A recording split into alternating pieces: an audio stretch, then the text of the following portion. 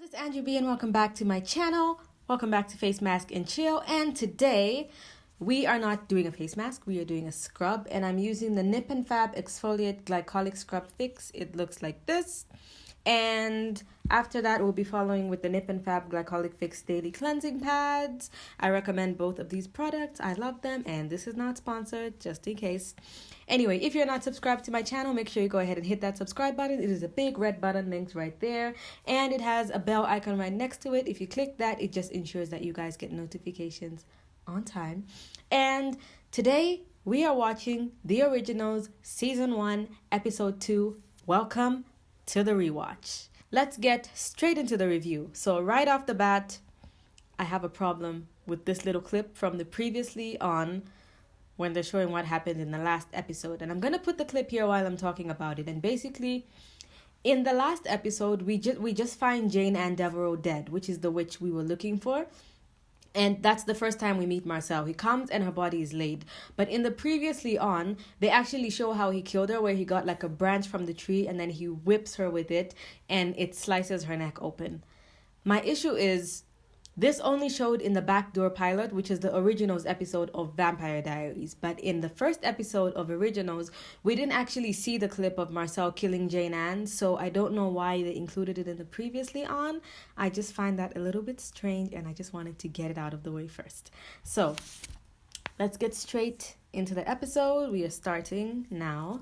People of all stripes and flavors from all over the country come here to party on our streets. I like how Marcel says there's people of all stripes and flavors, because like he actually knows what they taste like. So right at the beginning of the episode here, we have this huge party called the Abattoir. So it's like, wow, you guys are throwing a party, which is basically like you're slaughtering these people. And so Marcel is just basically dropping all his plans. He's talking to Klaus and telling him what he does, how he regulates everything. And this is Marcel's plan. You feed, heal, compel, in that order. So he keeps the order and the peace by not feeding on locals. So he invites tourists in, he throws these big parties, and then they're gone, and all his vampires are happy. So he has like a very systematic process with his leadership, I guess. And he's explaining everything to Klaus, and obviously he doesn't know that he's actually giving Klaus the plan on how to rule his city. So also they always zoom in on this big M, which at this point stands for Marcel, and everyone who comes into the party gets the M stamped on them.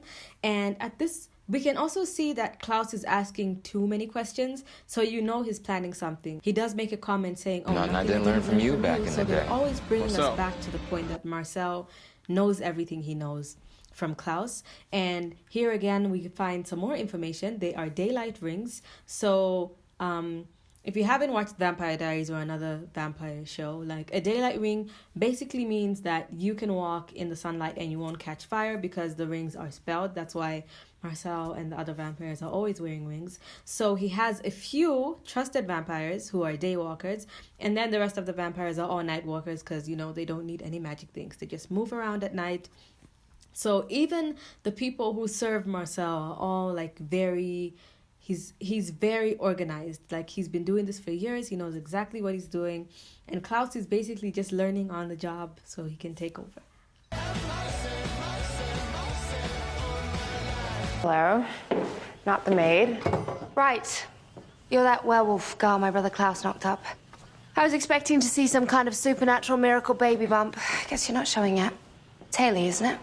So here we have our first interaction with Rebecca, and she comes straight in, feisty. She's always feisty with everyone she's talking to. I love this character so far. Another thing I like is how they address the baby bump, because she's like, oh, I was expecting some supernatural baby bump, and she just looks like regular. So this means we are not expecting a Twilight situation. It's not going to be like, please ignore the dogs barking in the background because I just can't control them. Anyway, so they do make us aware that this is not like Twilight. She's not going to have like a 2-month pregnancy and have a 9-month baby coming out growing like crazy. It's just progressing like a regular baby. So that's out of the way. I really love how they just drop everything. And then now she comes in and she says, she's calling for Klaus and she doesn't know where he is. And she says, you narcissistic backstabbing wanker. Enough! with all the shouting. Rebecca is just crazy. So she comes in, we see the dynamic between her and Klaus, and he actually calls her little sister. I should have known. And I like that, so we know he's the big brother and she's the little sister. Although at this point, honestly, I don't think it matters. These guys are over 1,000 years old, and like a 5-year difference is like no time to them. But of course, because of how they grew up, of course, when they were little, before they were turned into vampires, I think that's where they still have the distinction of, oh, baby brother, baby sister kind of thing. I assume the 6 dead vampires were your doing. They were very rude. Well, that's right, you don't have any friends. I do have friends. I have Marcel. You remember him, don't you? When he has these rules about killing vampires, it'll be fun to see what sort of punishment he comes up with for you. I don't care about Marcel or his rules. Okay, so now we have this scene after the little interaction with Klaus and Rebecca. And first of all, she's killed 6 of Marcel's guys, obviously, 6 vampires. And she just doesn't care. And you really see this kind of relationship between them, because it's like this kind of, it's almost like childish. She's like, oh, Klaus, I know you don't have many friends. And he's like, I have friends. Marcel is my friend.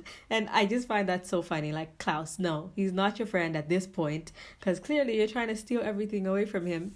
And this joke, I just find it so nasty. Like, this is not Game of Thrones. If you don't know what's happening, this joke just seems like, oh, it's just like a silly joke. But when you know what's actually going on, So Klaus says, oh, Marcel is like the king of the Corda now. Like, oh, you remember him. And then he says he has rules that you can't kill other vampires. And then he says, oh, I wonder what punishment he's going to come up for you. And it's just like, ew, Klaus, that's your sister. Why is that thought even going through your head? Like, no. Okay, no. I love the flashbacks. They're awesome. We have a flashback to 1820. And this is at the governor's house. I remember finding a moment of affection with the governor's son, Emil. Emil and I are in love. Please let me turn him. So here we have the little flashback of Rebecca, Klaus, and Elijah. Elijah's with this random girl. We don't know who she is. And Klaus is with 2 women. And so Rebecca is in love with the governor's son. And so here is where we see like the Klaus Marcel parallel, because they made a deal with the governor. They stay with the governor. He hides their indiscretions. So it's kind of like the same thing where Marcel has like, it's organized. They knew what they were doing, so they didn't get discovered back in the day. And now Rebecca is in love with the governor's son, and she wants to turn him. And I love this line from Klaus where he says, like, I'm going to insert the clip here. If we turned every man you dropped your knickers for, then human beings would cease to exist and we'd have no bloody food. Klaus basically just said, like, the 1,000-year-old version of calling Rebecca a hoe. That's literally what he said. Like, wow, Klaus, wow. And then Rebecca begs Klaus to turn this guy because she's in love with him. And what does Klaus do? He throws him over the balcony and kills him in front of Rebecca and says, he's not good enough for you. What? Klaus is, how can you do this to your own sister? He's just, And then we get a little bit more of backstory, because in this conversation with Haley, Rebecca says, she calls Elijah the good one. So at the beginning of last episode, we also saw the Daggard brothers who were in the coffin. So we know that out of all the siblings, Elijah's supposed to be the good one.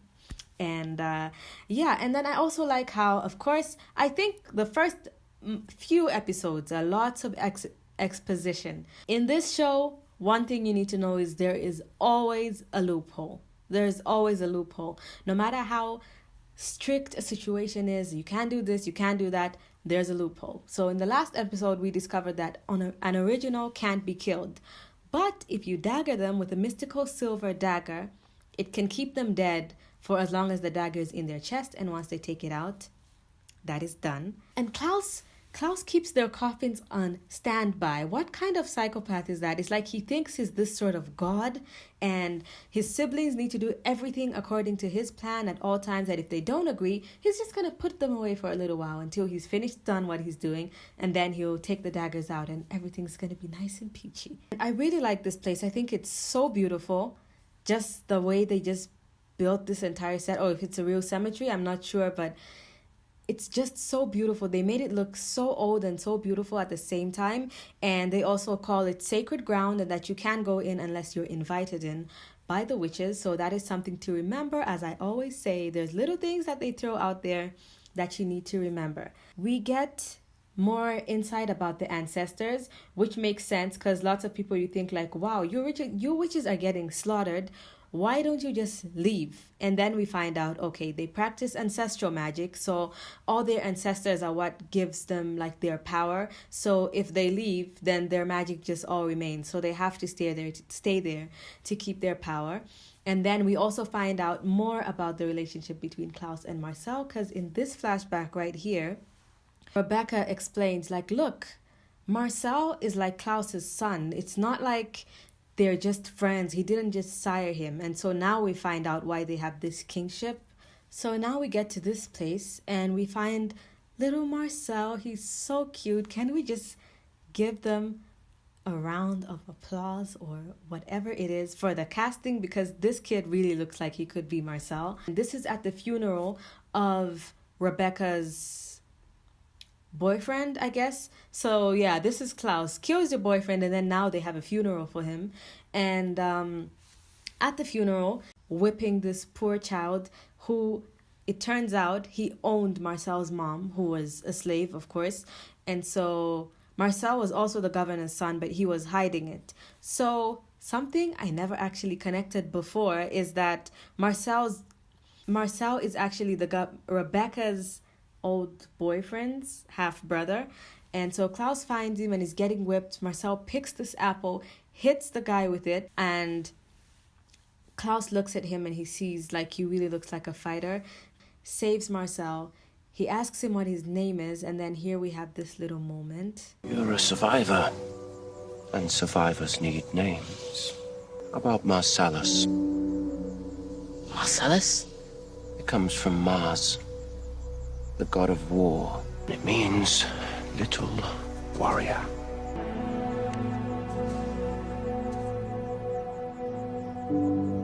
So now we find out that Marcel is actually a shortcut. His full name is Marcellus.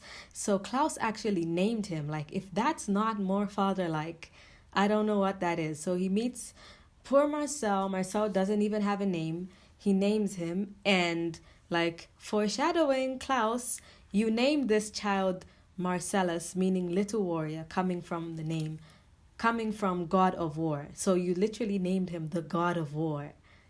What do you expect? Despite their tension, they still love each other like father and son. In pursuit of the bartender from Rousseau's, I see. And yet here you are, pining over her when you should be eating her for lunch. Here's another little reminder. Like, these are not people. Despite the fact that they look like men, they are vampires. And people, regular people, are food to them. So as much as they like certain people, we always need to be aware that they're not people, okay? They're vampires, and other people are food to them. The way they speak is very like, they're always smiling at each other, throwing out these little things, but it's very like slick, you know? They always look like they have some sort of ulterior motive. So here Klaus basically tries to get Marcel to go on a date with Cammy. Perhaps you could help me diagnose my friend over here. He's been a little bit depressed. Can't keep his mind off a girl. He tells me she's a queen, fit for a king. And so here again we see another like love triangle situation. So here we are again, we're in this scene. Haley goes up to the voodoo shop and she wants to buy Wolfsbane to have an abortion because, I mean, can you really blame her? She's suffering, she doesn't know what's going on, and she thinks maybe if she just gets rid of it, you know, everything might just turn out well. And then this slick witch, who seems like she's so nice, and she's like, werewolves aren't, it's not good to have werewolves around here. Meanwhile, she's tipping off one of Marcel's guys to tell him. So this is another thing that shows that Marcel literally has stuff. He knows what's going on everywhere. Even with the witches who are not allowed to be there, he still has connections to them. And he finds out that there's a little werewolf looking for some wolfsbane, and she tips them off. Now we see the first newly turned vampires of the show. And this is Josh and his friend, and this girl is so mean. And this shows us into the character of Marcel, because he says, this is the first time we see the coin, the famous coin. Focus on this coin because it's very significant, like all through the show. And after he tells them to choose between the coins, this girl just abandons her friend. And the moment I like here is, instead of looking at the girl, Marcel actually looks at Klaus and he says, I've got a thing about people who betray their own friends. So you know, he knows Klaus is up to something. He just doesn't know exactly what it is. One thing I find quite cool or funny is the juxtaposition between the music when there's like killing going on. Every time there's people getting like killed or slaughtered on the other side of town, there's people dancing and there's like happy music. And now we get to the point where we finally see some backstory. What's the deal with Marcel and Rebecca? And here it is with them fighting, sword fighting, Klaus directing them. Palpable hit. I'm gonna marry you someday. I would never marry someone who couldn't best me in a duel. Another lesson?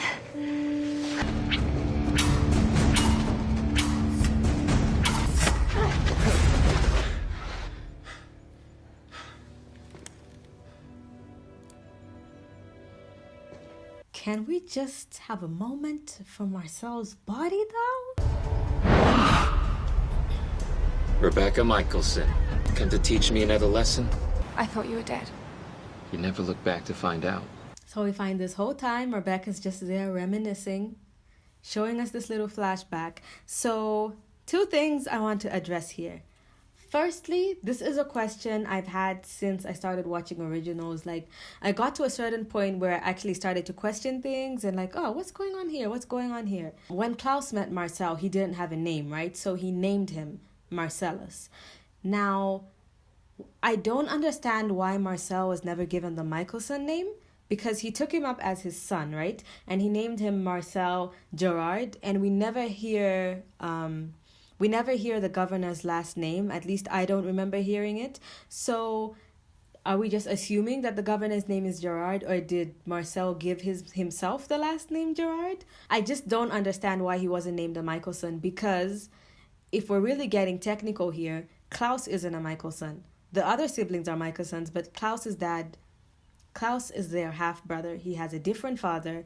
So clearly he's not a Michelson. So I don't understand why they didn't give him the Michelson name. We can see that Marcel and Rebecca, obviously, they had a thing at this point. We don't know whether it was love or it was just like a thing, or they tried to, because they don't even kiss at this point before Klaus catches them looking angry as hell. And what I want to know is, I think they put that little clip in when he was little saying, I'm going to marry you one day, to show us that he never saw her in like as a mother kind of figure, because Klaus is more like his dad/brother. And then Rebecca's the only girl in the family. She's the only female sibling who grew up with them. So she would be like his mother figure. But we see right at the beginning when they're training, he's like, wow, who is this beautiful woman? And he says, I'm going to marry you one day. So I think they put that in there so it wouldn't be weird, like he was trying to have a thing with his aunt. And also, I guess if they had the same last name and they happened to have a relationship, it would kind of seem like an incestuous relationship if they had the same last name. So that's maybe a reason, but I would have liked to see it, like, explained why he wasn't given that name. So here we see that Marcel is also, he's kind of salty about Rebecca leaving, and he keeps bringing up the fact that they were fleeing from their father and they left the city burning. Your life means something to me. Give me the privilege of honesty, or that will cease to be the case. I like her, and I think it's mutual, but I haven't done anything about it, and I wouldn't. And you won't. Fortune, when it comes to men, they come and go for her, but I am the constant. I have begged you to turn me into a vampire. And I told you I will turn you when you're ready. You go near Rebecca again, and you never will be. This is where I find Klaus's relationship with Rebecca almost creepy sometimes. I just don't understand why he's so possessive. Does he really feel the need to protect her that much? Every single person she's fallen in love with, he kills. And now the guy who says, your life means something to me, he actually loves Marcel. He says he loves his sister and he is the only constant in her life. And it's basically like he loves his sister so much that he doesn't want any other man to love her because he's the only person who should be able to love her that much, and he thinks that he's protecting her by being the only man in her life, which is just like, dude. You're still scared of him. I'm not scared of anyone. If I find out you know where Elijah is, you needn't fear Klaus. I'll kill you myself. I can't help you. It's nice seeing you, though. Good luck finding what you're looking for. So clearly, Rebecca and Marcel still have a thing for each other. She looks Marcel straight into the eyes and says, I'll kill you myself. And of course she's an original, so she can kill him.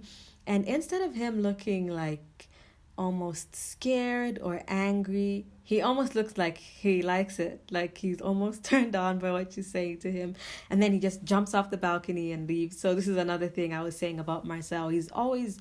It's like he's showing off that he's a vampire. He jumps off buildings and he's just so free about doing whatever he does. Haley tries to take the wolf's bane. She tries to have the abortion while she sat on the bench.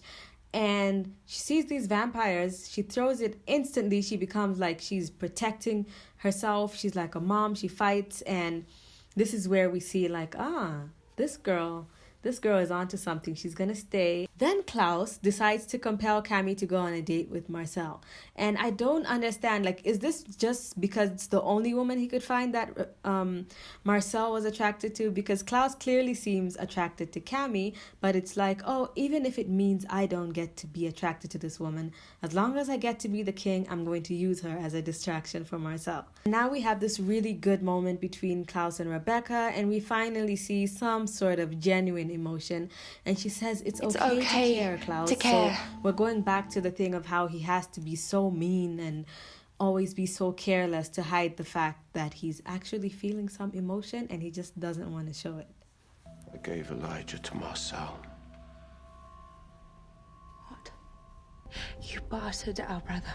I have a plan. No one was ever good enough for his little sister. Until one day someone was. I should go inside.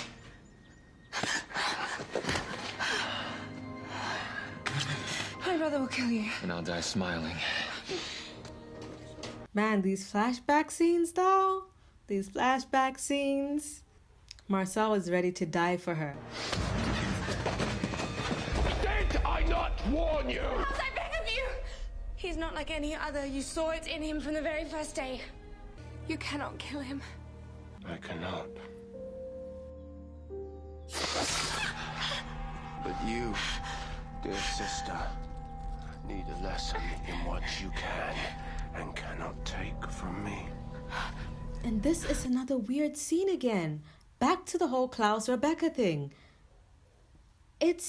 This is not okay, Klaus. Like, this is so, like, over, like, almost he's, like, in love with Rebecca. Like, not loving her as a sister. It's just, like, a slight, just a notch overboard. Like, you're almost in love with her, and I don't like that. This is another clip I never saw. I think I just never concentrated on exactly what Klaus was saying, because all I see is here.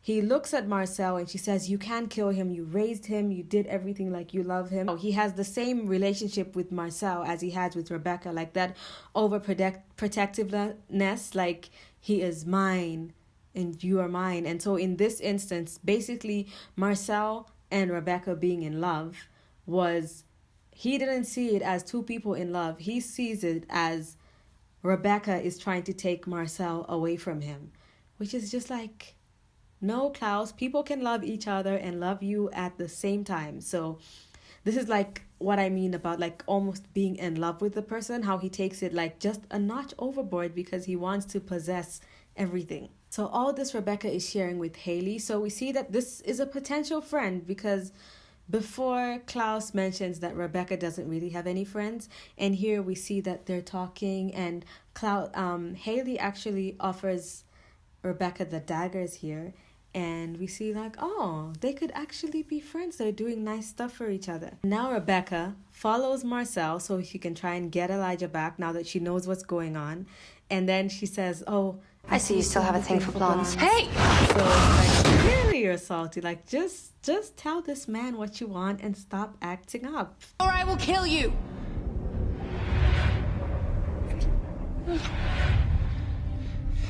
No, you And won't. we also see here in this moment that their connection is deeper than just having a fling back in the day, because he's so sure that she can't kill him no matter how much he tries. And then she tries to kill Cammy. So we see that her jealousy has no bounds. She'll kill whatever she wants, whoever she wants, just to prove a point. Invite me in. Gotta ask the lady of the house, Davina. Come on out, sweetheart. Now we see more of the Davina and Marcel relationship, and we can't tell whether it's like a father-daughter relationship or he just keeps her here. We're not really sure how he got her, why she's there, and why she's his like secret weapon. But I find it interesting how he always calls her sweetheart or honey. And he calls her the lady of the house at this moment. So he says, oh, you can't come and you need to ask the lady of the house. And there she comes. And they just seem like they're so bonded to each other, you know? I wouldn't do that. Who the hell are you? Davina. She's an old one, isn't she? Yeah, Rebecca is an original. She doesn't seem very nice.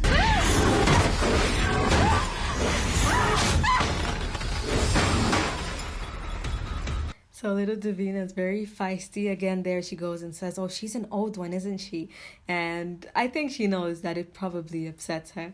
And Marcel also concludes and says, like, oh, yeah, she wasn't very nice to me today. And we see instantly Davina like, oh, you weren't nice to Marcel? Get out of my house. And she throws her out. She's in this bed. She's having a flashback. And we find out why she feels betrayed by Marcel, because Marcel was told to choose whether he could be a human and live the rest of his human years with Rebecca until he dies, or he can be Rebecca remains daggered for as long as Klaus decides and he gets turned into a vampire. We find out that Marcel chose to be a vampire instead of being with Rebecca for the rest of his human life. And honestly, I don't feel like Rebecca should have made him feel so guilty, because like nobody wants to die. He literally has the option to live forever.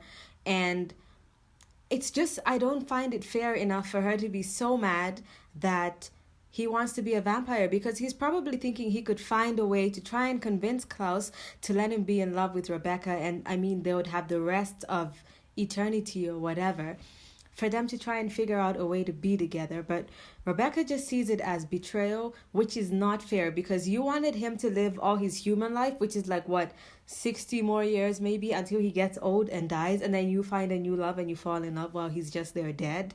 So I see her point, but I kind of side with Marcel on this one. And also,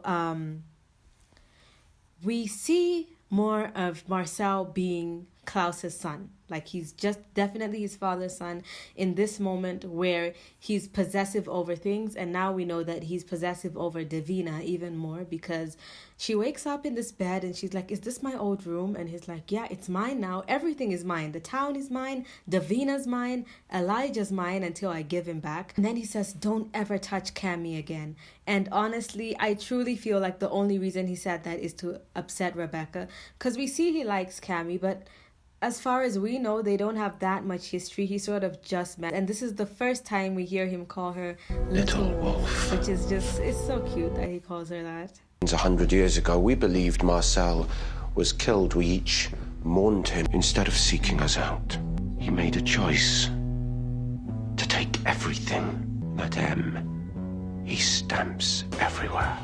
It's not for Marcel. It's for Michelson. And if I have to push him out to get it, then that's exactly what I'll do. So here we see that Klaus actually feels the exact same way Marcel feels, but on the opposite end. Because when Marcel saw Rebecca for the first time, he says, oh, you never turned back to look. Like, you never tried to come and find me. And now Klaus feels the same way because he feels like Marcel was left there. They thought he died, and then he just decided to thrive, and he didn't go out to look for them. I've never felt power like that. She wiped my memory of the location. Marcel possesses a weapon bigger and more powerful than an original, and you handed our brother to him!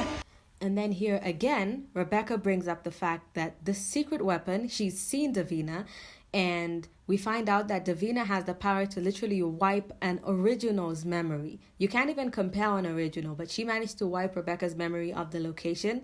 So Rebecca even says, and remember guys, Rebecca's 1,000 years old, and she said she has never felt power like this before. And this is the first time we know, like, wow, Davina is actually extremely powerful, and Marcel was right when he said that she's extremely dangerous. She doesn't scare me. None of them do. I didn't think they would, honey. But the thing is, it seems like they're here to stay.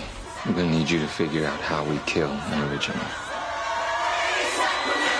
When he says this part where he's like, honey, I don't think they're going anywhere, I'm like, are you siding with them? Are you okay with this? And then he just drops a bomb and says, we need to figure out how to kill an original. And she's all for it. So this is another episode that ends awesome. This is a great show. If you've actually just started watching it, make sure you keep on. It only gets better from here. And if you're doing the rewatch like me, let's find out what we missed the first time. I'll see you guys in my next video.